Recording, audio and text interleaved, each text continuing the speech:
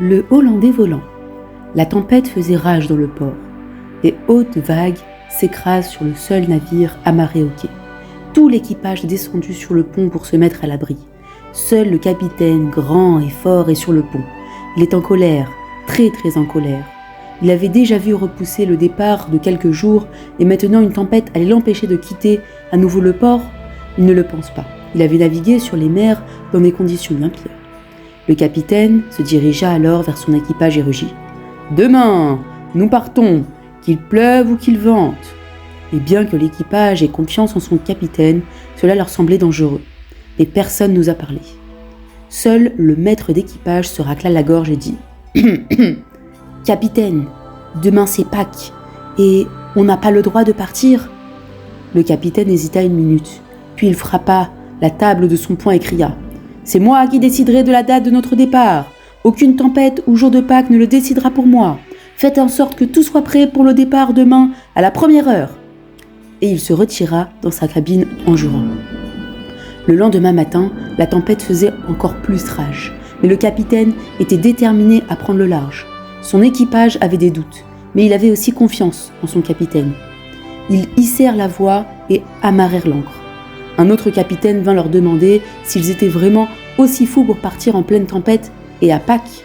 Le capitaine répondit « C'est moi qui décide quand nous partons. Et nous partons maintenant. Même si nous devons naviguer jusqu'à l'éternité, nous y allons. » Et c'était son dernier mot. Dès que le dernier ordre du capitaine fut exécuté, quelque chose d'étrange se produisit. Tous les marins étaient abasourdis et restés silencieux.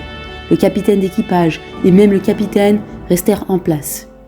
Mais même si personne ne bougeait, le navire se mit en marche et s'éloigna du port. Les gens dans le port furent stupéfaits en regardant le navire s'éloigner.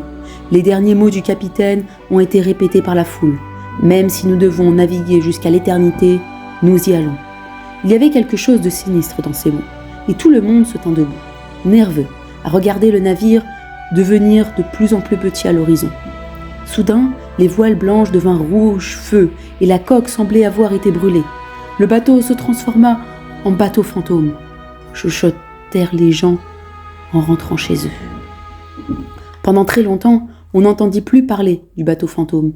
Il n'accosta pas dans le port et n'est jamais rentré chez lui. Les gens se dirent donc qu'il avait fait naufrage, mais aucune épave n'a jamais été retrouvée. Le bateau fantôme fut oublié jusqu'à ce qu'une chose étrange se produisit.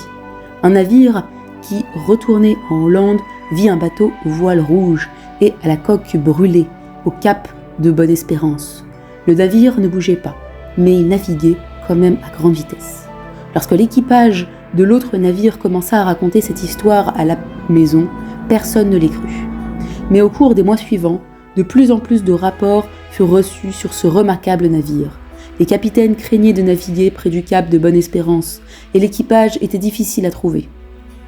Jusqu'à ce qu'un courageux capitaine parte explorer la situation. Et en effet, au cap de Bonne-Espérance, il vit le bateau fantôme.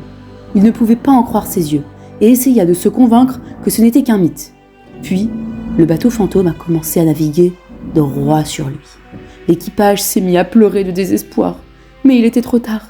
Ce bateau fantôme les a traversés. Mais tout ce que l'équipage a remarqué, c'est un coup de vent glacial.